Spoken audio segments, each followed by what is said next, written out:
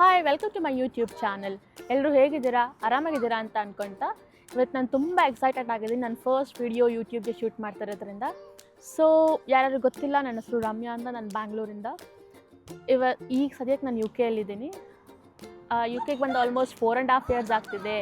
ಈ ವಿಡಿಯೋ ಏನಂತ ಅಂದರೆ, ಈ 4.5 ಇಯರ್ಸಲ್ಲಿ ನನ್ನ ಲೈಫ್ ಎಕ್ಸ್ಪೀರಿಯನ್ಸ್ ಏನು, ಆ್ಯಸ್ ಎನ್ ಇಂಟರ್ನ್ಯಾಷನಲ್ ಸ್ಟೂಡೆಂಟ್ ಆಗಿರ್ಬೋದು, ಪಾರ್ಟ್ ಟೈಮ್ ಇಲ್ಲಿ ಕಲ್ಚರ್ ಡಿಫ್ರೆನ್ಸ್ ಅಥವಾ ವೆದರ್ ಡಿಫ್ರೆನ್ಸ್ ಆಗಿರ್ಬೋದು, IT ಕರಿಯರ್ ಪಾತ್ ಆಗಿರ್ಬೋದು, ಅಥವಾ ಸ್ಲೋ ಆಗಿ ನನ್ನ ಲೈಫಲ್ಲಿ ಹೇಗೆ ಬಿಲ್ಡ್ ಮಾಡ್ಕೋತಿದ್ದೀನಿ ಅನ್ನೋದಾಗಿರ್ಬೋದು, ನಾನು ಬ್ರೀಫಾಗಿ ಎಕ್ಸ್ಪ್ಲೈನ್ ಮಾಡೋಣ ಅಂತ ಅನ್ಕೊತಾ ಇದ್ದೀನಿ.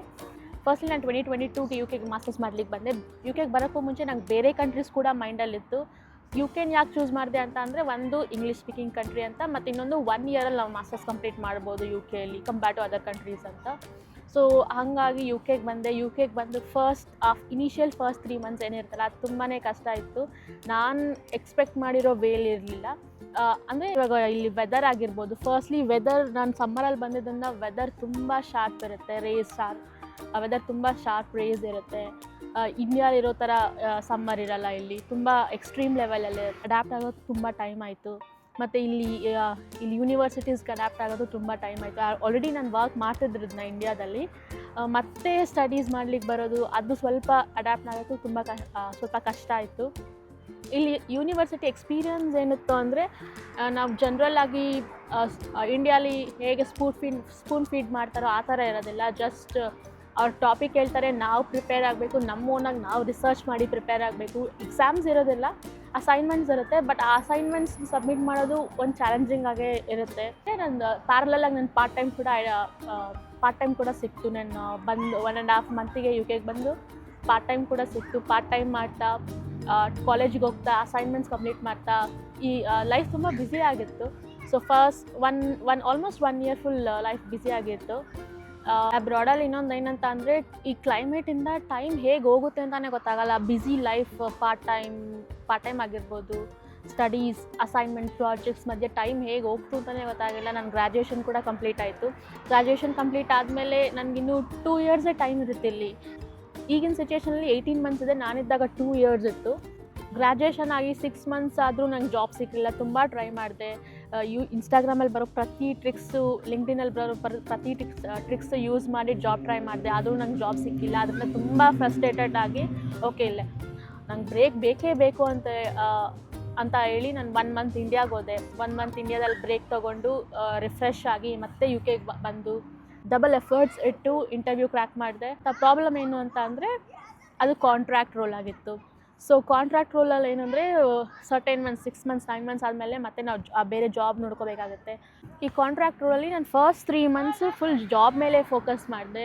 ಎಲ್ಲ ಟೂಲ್ಸ್, ಟೆಕ್ನಾಲಜೀಸ್ ತುಂಬ ಕಲ್ತ್ಕೊಂಡು ಪರ್ಫೆಕ್ಟ್ ಆದಮೇಲೆ, ಸೊ ನೆಕ್ಸ್ಟ್ ಮತ್ತೆ ನಾನು ಪರ್ಮನೆಂಟ್ ಪೊಸಿಷನ್ಗೆ ಅಪ್ಲೈ ಮಾಡ್ಕೊತ ಪ್ಯಾರಲಲ್ಲಾಗಿ ವರ್ಕ್ ಮಾಡಿಕೊಂಡು, ಮತ್ತೆ ನ್ಯೂ ಆಪರ್ಚುನಿಟೀಸ್ನ ಎಕ್ಸ್ಪ್ಲೋರ್ ಮಾಡಿಕೊಂಡು ಹೀಗೆ ಹೋಗ್ತಿರ್ಬೇಕಾದ್ರೆ, ಈ ನನ್ನ ಕಾಂಟ್ರಾಕ್ಟ್ ರೋಲ್ ಏನಿತ್ತು, ಅದು ನನ್ನ ಕರಿಯರ್ದು ಫಸ್ಟ್ ಸ್ಟೆಪ್ ಆಗಿರೋದ್ರಿಂದ, ತುಂಬ ನಾಲೆಡ್ಜ್ ಗೇನ್ ಮಾಡಿರೋದ್ರಿಂದ, ನಂದು ಪರ್ಮನೆಂಟ್ ಪೊಸಿಷನ್ಗೆ ಅದು ಗೇಟ್ವೇ ಥರ ಆಗಿ ಆಲ್ಮೋಸ್ಟ್ 6 ಮಂತ್ಸಲ್ಲೇ ಮತ್ತೆ ನನ್ನ ಪರ್ಮನೆಂಟ್ ಪೊಸಿಷನ್ ಕೂಡ ಸಿಕ್ತು.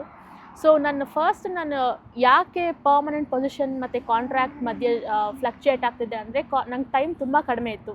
ಆಲ್ರೆಡಿ ಹೇಳಿರೋದ್ರಿಂದ 2 ಇಯರ್ಸ್ ಅಷ್ಟೇ ಟೈಮ್ ಇತ್ತು. 2 ಇಯರ್ಸಲ್ಲಿ ಆಲ್ರೆಡಿ 6 ಮಂತ್ಸ್ ಆಗಿತ್ತು. ಮತ್ತು ಕಾಂಟ್ರಾಕ್ಟ್ ರೋಡಲ್ಲಿ 6 ಮಂತ್ಸ್ ಆದರೆ ಇನ್ನು ನಂಗೆ 1 ಇಯರ್ ಅಷ್ಟೇ ಮಿಗಲ್ತಿತ್ತು. ಆ 1 ಇಯರಲ್ಲಿ ಮತ್ತೆ ಪರ್ಮನೆಂಟ್ ಪೊಸಿಷನ್ ರೋಲ್ನ ಐಡೆಂಟಿಫೈ ಮಾಡೋದು ತುಂಬ ಕಷ್ಟ ಆಗಿರೋದ್ರಿಂದ, ನಾನು ಕಾಂಟ್ರಾಕ್ಟ್ ರೋಲ್ನ ಆಪ್ಟ್ ಮಾಡಬೇಕಾ ಬೇಡವಾ ಅಂತ ಥಿಂಕ್ ಮಾಡ್ತಿದ್ದೆ. ಸೊ ಪರ್ಮನೆಂಟ್ ಪೊಸಿಷನ್ ಸಿಕ್ಕಾದ್ಮೇಲೆ ಅನ್ನಿಸ್ತು I did a right choice ಅಂತ. ಸೊ ಯಾರಾದರೂ ರೈಟ್ ಕಾಂಟ್ರಾಕ್ಟ್ ರೋಲ್ ಆಪ್ಟ್ ಮಾಡಬೇಕಾ ಬೇಡವಾ ಅಂತ ಥಿಂಕ್ ಮಾಡಬೇಡಿ. ನಿಮ್ಗೇನಾದರೂ ಕಾಂಟ್ರಾಕ್ಟ್ ರೋಲ್ ಬಂತು ಅಂದರೆ ಒಪ್ಕೊಳ್ಳಿ, ಮತ್ತು ಅದೇ ಪರ್ಮನೆಂಟ್ ರೋಲ್ ಟ್ರೈ ಕೂಡ ಮಾಡ್ತೀರಿ. ಸೊ ಇವಾಗ ನಾನು ಕರೆಂಟ್ ಪರ್ಮನೆಂಟ್ ರೋಲಲ್ಲೇ ವರ್ಕ್ ಮಾಡ್ತಾಯಿದ್ದೀನಿ. I am happy with the role, I am happy with the job. Career growth ಜೊತೆಗೆ ಪರ್ಸ್ನಲ್ ಲೈಫ್ ಕೂಡ ತುಂಬ ಚೆನ್ನಾಗಿ ಟರ್ನ್ ಔಟ್ ಆಗ್ತಿದೆ. ಸೊ ಹೊಸ ಕಂಟ್ರೀಲಿ ಹೊಸ ಲೈಫ್ನ ಬಿಲ್ಡ್ ಮಾಡಿಕೊಂಡೆ. ಪರ್ಸ್ನಲ್ ಗ್ರೋತ್ ಆಗಿರ್ಬೋದು, ರೆಸ್ಪಾನ್ಸಿಬಿಲಿಟಿ ಆಗಿರ್ಬೋದು, ರಿಲೇಷನ್ಶಿಪ್ ಆಗಿರ್ಬೋದು, ವರ್ಕ್ ಲೈಫ್ ಬ್ಯಾಲೆನ್ಸ್ ಆಗಿರ್ಬೋದು, ತುಂಬ ಚೆನ್ನಾಗಿ ಮ್ಯಾನೇಜ್ ಮಾಡ್ಕೊತಾ ಹೋಗ್ತಿದ್ದೀನಿ. ಸೊ ಎವ್ರಿ ಸ್ಟೇಜಲ್ಲೂ ಏನೋ ಒಂದು ಕಲಿತಾ ಹೋಗ್ತಿದ್ದೀನಿ. ಇದಾಗಿತ್ತು ನನ್ನ 4.5 ಇಯರ್ಸ್ ಚಿಕ್ಕ ಬ್ರೀಫ್ ಇಂಟ್ರಡಕ್ಷನ್ ವಿಡಿಯೋ. ಸೊ ನಿಮ್ಮ ಲೈಫಲ್ಲಿ ಈ ಥರ ಏನಾದರೂ ಎಕ್ಸ್ಪೀರಿಯನ್ಸ್ ಆಗಿದ್ದರೆ ಕಾಮೆಂಟ್ ಮೂಲಕ ಶೇರ್ ಮಾಡಿ. ಮತ್ತು ನೆಕ್ಸ್ಟ್ ಯಾವ ವೀಡಿಯೋಸ್ ಬೇಕು ಅಂತ ಕಾಮೆಂಟ್ ಮಾಡಿ. Please do like, share and subscribe to my YouTube channel. Bye.